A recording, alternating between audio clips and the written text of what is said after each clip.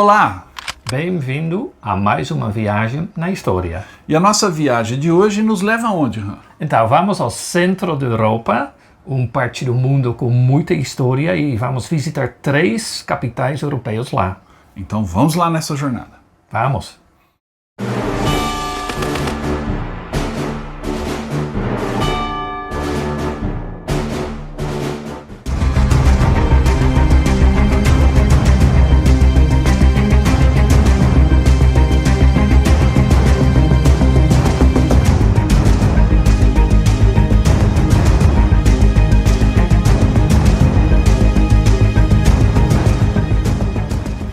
O Han está aqui no Brasil e vai repartir conosco hoje uma jornada histórica e importante que ele fez recentemente pelo centro da Europa. Onde você andou, Han? Então, começamos no capital da Áustria, Viena, e depois viajamos a Bratislava, capital da Eslovênia, Sim. e terminamos em Budapeste, ou capital da Hungria. E esse percurso é fácil de ser feito? É muito fácil porque essas cidades ficam muito perto. Entre os 3 tem 100 quilômetros de Viena a Bratislava, depois 200 a Budapeste e 250 para voltar a Viena. E fazendo esse triângulo, vamos dizer assim, o que de história você viu e vivenciou?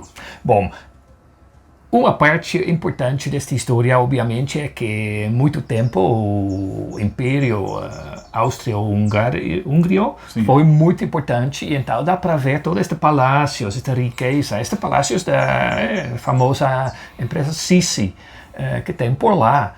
O Palácio da Imperatriz, a Cícia Imperatriz. Você esteve no palácio? Exatamente. É lá e dá para ver, tal como para eles, esta parte da Europa era muito importante, muito rico e muito gostoso visitar. O brasileiro tem uma certa ligação com o Império Austro-Húngaro, a casa dos Habsburgo, né? Sim. Por conta da mulher do nosso imperador, Dom Pedro I, não é?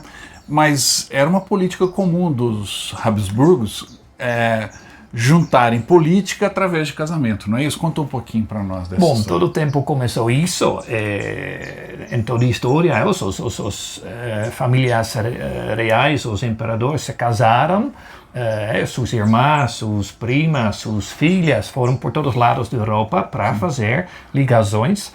Até a Segunda Guerra Mundial foi entre países conectados por sangue dos líderes, dos reais. Dos presidentes, dos reis e das cabeças coroadas, eram todos ligados através de laços de matrimônio, não é isso? É muito comum. E hoje, qual a herança dos Habsburgos nessa região? Então, obviamente, são repúblicas. Sim. Então, o que fica de verdade, essa história, são palácios, mas também óperas, são avenidas enormes que usaram, estátuas por todos os lados, jardins, e museus com muito acervo que foi coleção privada dos imperadores. Ou seja, aquilo que eles amealharam de conhecimento hoje está exposto em museus. É possível visitá-los. É possível visitar. Qual museu que é imperdível em Viena? Bom, eu gostei muito do Museu da Arte lá, que tem um acervo de pinturas, principalmente pinturas. Por exemplo, eles têm muita pintura holandês também, deste século de ouro que falamos em Holanda, esta época do Rembrandt, por exemplo. Sim. Isso existe ali um quarteirão em Viena, né? Tem um quarteirão com vários museus, tem uma praça que tem um lado então um museu de arte, outro lado um museu de história e da cidade e do país, e as prédios mesmo já são só o prédio já é muito especial. Sim, eu estive no Museu de História Natural de Viena, que ele começa, muito legal. Começa no Egito Antigo, né, na fundação da humanidade, vamos dizer assim, na Babilônia, e até os dias de hoje. É um museu vasto que você leva um dia inteiro para visitar. Mas assim só, estes museus são muito grandes porque tem um acervo destas famílias que receberam presentes de outros países e também, uma vez talvez roubaram coisas, então, mas fica com acervos enormes. Sim. E existe um museu militar em Viena também. Existe, mas não visitamos. Sim, é um museu bacana, ele tem uma bela coleção, principalmente de quando o Império dos Habsburgos, o Império Austro-Húngaro, foi o maior império da Europa em meados do século XVIII, início do século XIX. Então, existe fardamento, munição, canhões, equipamentos e também objetos que eles tomaram em conquistas e em batalhas. Por exemplo, os Habsburgos lutaram muito contra o Napoleão, por exemplo. Então, um ano muito importante, o ano 1683, Sim. quando os otomanos Sim. chegaram a quase ocupar Viena. Tinha uma batalha importante fora de Viena. Sim. E aí os otomanos perderam. Perderam. E Viena, nessa época, era a capital do Sacro Império Romano Germânico, não é isso? Era, então, um centro de poder muito importante. Bom, Europa será muito diferente. Se os vienenses não tivessem, se os Com austríacos, certeza. se os Habsburgos não tivessem salvo a Europa. Exatamente. Existe ali marcos sobre isso? Tem, conta uma história, mas não tem nada que mostra mais como era na época. Mas antes de falarmos de Bratislava, o que tem lá em Viena, que você falou da Segunda Guerra? Bom, em Viena temos os Flakturms. As torres de antiaéreas famosas, tem duas, né, em Viena? Não, tem 4. 4? E de verdade são 6. São 3 pares, porque sempre tinha um para a coordenação. Sim. E um para as armas. Certo. Então são 6 estruturas de concreto. Sim. Gigantescas. 40, 45 metros de altura, com muros de 3 metros ou mais de espesso. E plataformas de E tiro. plataformas aí em cima, e ficaram. E hoje em dia um está usado como um espaço de cultura, Sim. outro é um aquário. E é possível visitar a Pode Flakturm? visitar de fora, de dentro não, mas Não. pode, se quer muito, pode ver muito bem como ficaram, e ficaram justo fora do centro Sim. para proteger o centro da cidade. A Flakturm é aquela torre antiaérea que em Berlim também tem duas, se não me engano. Em que Berlim restaram, tem. Porque elas foram tão bem construídas que demoli-las é praticamente impossível. Muito difícil, é muito difícil. É. E o que mais lá em Viena? Bom, parte mais assombrosa da história, obviamente, a história dos judeus, o bairro judeu de Viena era muito grande, muito importante. Sim. E muitos judeus foram deportados, e tem um monumento impressionante, ainda o bairro judeu sobrevive. E existem ali marcas, então, da ocupação e sim. da perseguição nazista. aos judeus. Exatamente. Ao final tem outra coisa mais importante, Sim. o monumento russo. O sim, monumento do Exército Vermelho. Libertadores. Exatamente, porque obviamente Viena foi, como Bratislava, foi liberada por os russos. Mas e não eles... ficou sob a hegemonia soviética no fim da guerra. Não. Mas, houve a negociação com os aliados. Né? bom, tipicamente, a Áustria nunca foi parte da OTAN. Sim. Né? Para Verdade. não fazer esta confrontação que justo neste momento estamos Ela se tendo na manteve um Ucrânia. pouco neutro depois. Né? Exatamente, a Áustria sempre fica um pouco mais parte do oeste. Certo. Mas, então, aí o monumento do Exército Vermelho é impressionante. Não tão impressionante como em Berlim, Sim. mas é impressionante. Igual em Budapeste também tem, e em Bratislava tem um monumento russo ainda mais impressionante. Então, Viena, Flakturm, as torres antiaéreas, o bairro judeu e o monumento soviético são pontos aí imperdíveis se você estiver passando pela Áustria. E o Museu Militar, então. E o Museu Militar, obviamente, né? Vale a visita.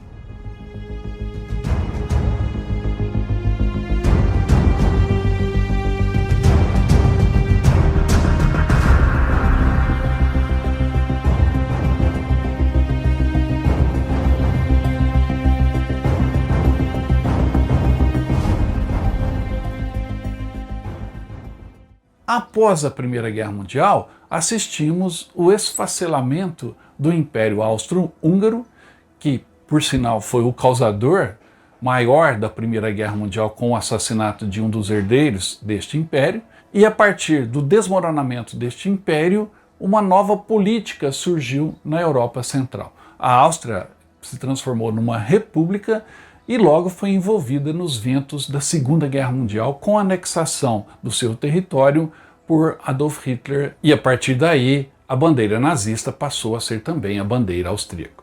E isso perdurou até a libertação da Áustria no final da Segunda Guerra Mundial e a consequente ocupação do território austríaco. E a Segunda Guerra Mundial atingiu duramente a Áustria. Os alemães a transformaram numa espécie de território satélite que barricava o solo sagrado alemão do avanço soviético, ou seja, a Áustria sofreu primeiro as consequências do ataque que vinha do leste. Com isso, o território austríaco viu, no final da guerra, terríveis batalhas, e muitas delas até que esquecidas, porque o foco naquele momento é para a Normandia, o dia D, a guerra na Europa Ocidental, ou então o grande avanço soviético em direção à Alemanha.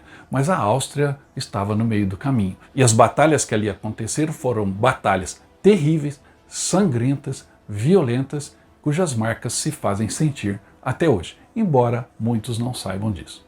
Alguns historiadores afirmam que a Segunda Guerra Mundial começou na realidade em 13 de março de 1938, quando a Alemanha anexou a República da Áustria e a converteu numa província do Terceiro Reich, com o nome de Ostmark. Teria sido então a Áustria a primeira vítima do expansionismo nazista. Logo após essa anexação, a França aceitou, e com isso o destino da Áustria estava selado, pois ela só voltaria a ter um Estado soberano muito depois do fim do conflito mundial.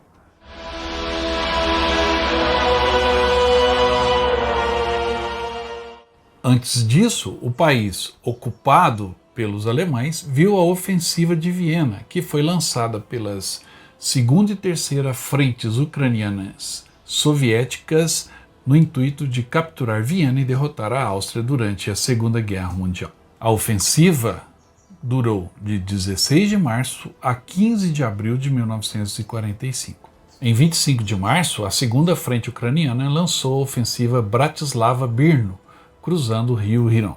Em 30 de março, a frente cruzou também o rio Nitra e rapidamente atravessou a planície do Danúbio, em direção a Bratislava. Em 2 de abril, a Rádio de Viena negou que a capital austríaca tivesse sido declarada uma cidade aberta.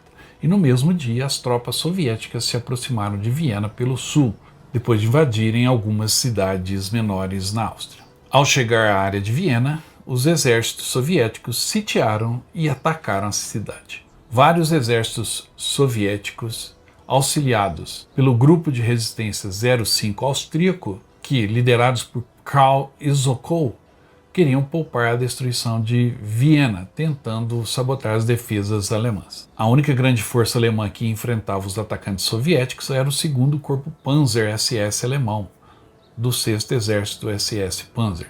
A defesa de Viena foi comandada pelo general Rudolf von Bülow, sob o comando do general Wilhelm Dietrich. A batalha pela capital austríaca foi caracterizada por ferozes combates urbanos, enquanto em outras partes da cidade não havia muita oposição.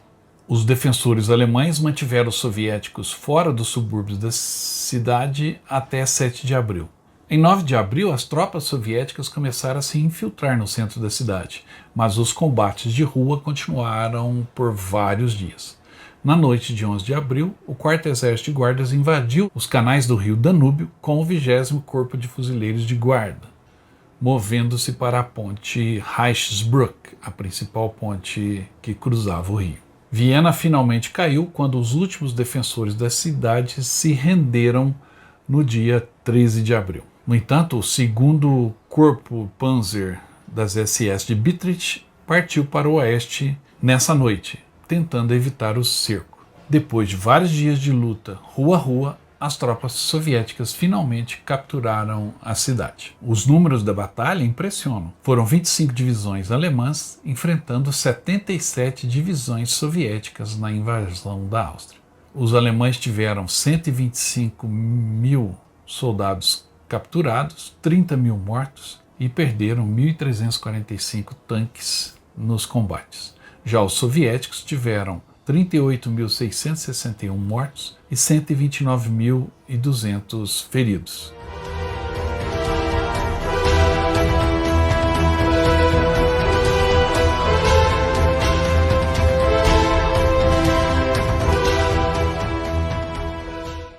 Viena era uma cidade tão importante antes da Primeira Guerra Mundial, antes da Segunda Guerra Mundial, ou seja, no século XX, que muitas personalidades que transformaram o mundo passaram por lá, para o bem ou para o mal.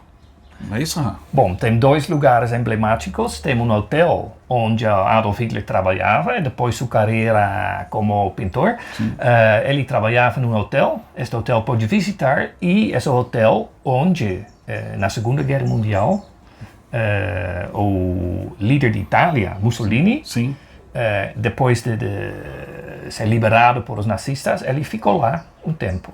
Neste hotel. Mussolini foi resgatado, né, depois de ter sido deposto, e ele ficou preso em um outro hotel na Itália, o Gran Sasso. Ah, ok. Sim, e de lá ele foi resgatado pelo Skorzeny, o famoso soldado coronel Otto Skorzeny, que era um paraquedista alemão.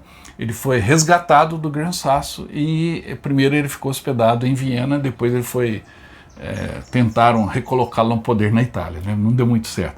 Mas esse mesmo hotel, ele também recebeu, antes da guerra, onde o Hitler trabalhava de Beldor, ou seja, o mensageiro, né? Exatamente. Hitler trabalhava nesse hotel e vendia quadros nas ruas de Viena. E o Stalin ficou hospedado no mesmo hotel, no mesmo ano em que Hitler era mensageiro do hotel. Ou seja, pode ser que eles se cruzaram nos corredores desse hotel. Tem um café, Café Central, que no ano 1913, aparentemente o Tito da Iugoslávia, Hitler, Trotsky, Sim. Lenin Sim. e Sigmund Freud, Sim. o psiquiatra, todos ficaram em Viena e frequentaram este café. O Café Central. Café Central, está ainda aberto, pode visitar. Pode visitar. Imagine todas essas pessoas ao mesmo tempo ali. Provavelmente em algum momento, em alguma combinação, se cruzaram aí, sem saber ou talvez com saber. Viena tem muita história. Muita história.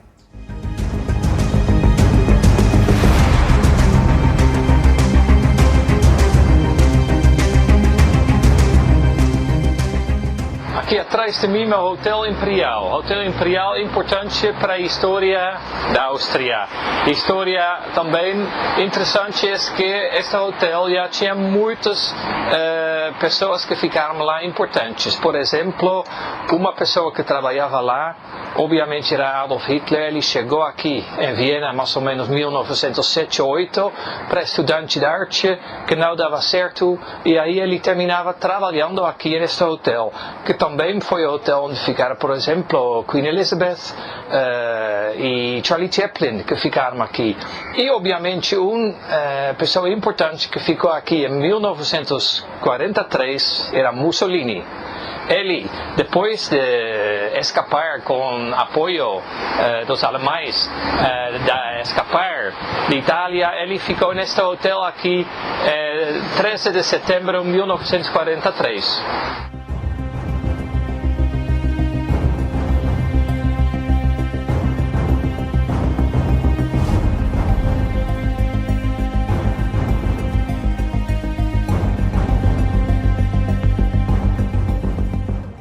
Aqui atrás de mim, o famoso Café Central.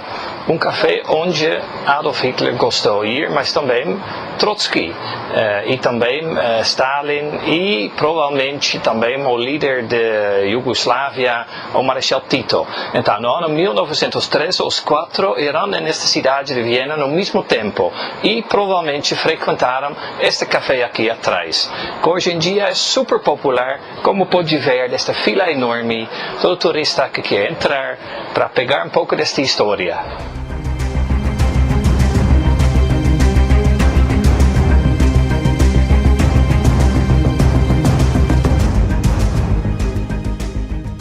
Então, Mariano, seguimos nossa caminhada, nossa rota por a cidade de Viena. E vocês se devem estar perguntando que é este trem enorme atrás de mim, este colosso de concreto.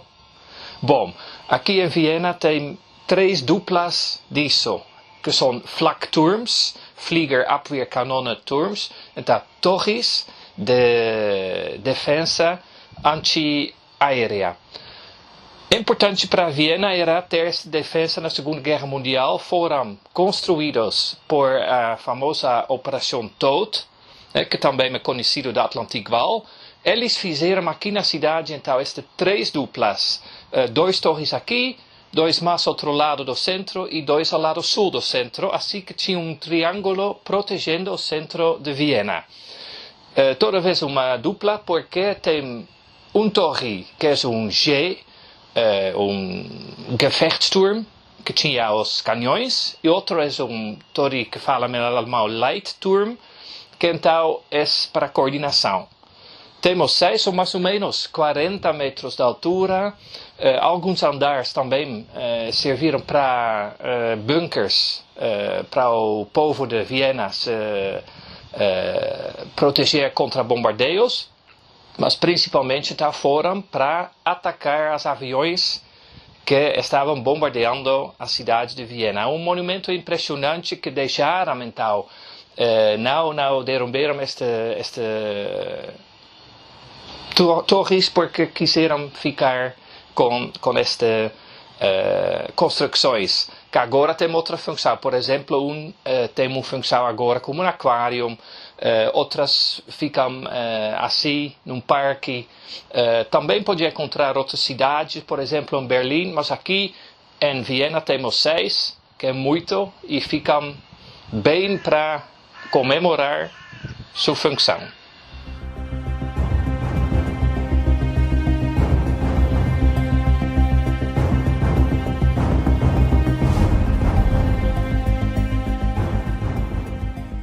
Estamos aqui no Judenplatz, a Praça dos Judeus, no bairro judeu, Judenviertel da cidade de Viena. Aqui em Viena tinha uma comunidade enorme, mais de 250 mil judeus morando na cidade antes da Segunda Guerra Mundial. 65 mil, por mínimo, deles foram matados nos campos de concentração dos nazistas. E aqui temos um monumento nesta praça, também um museu. Aí um monumento que temos nomes de todos vítimas e também tem os nomes dos campos de concentração onde eles foram assassinados por nazistas.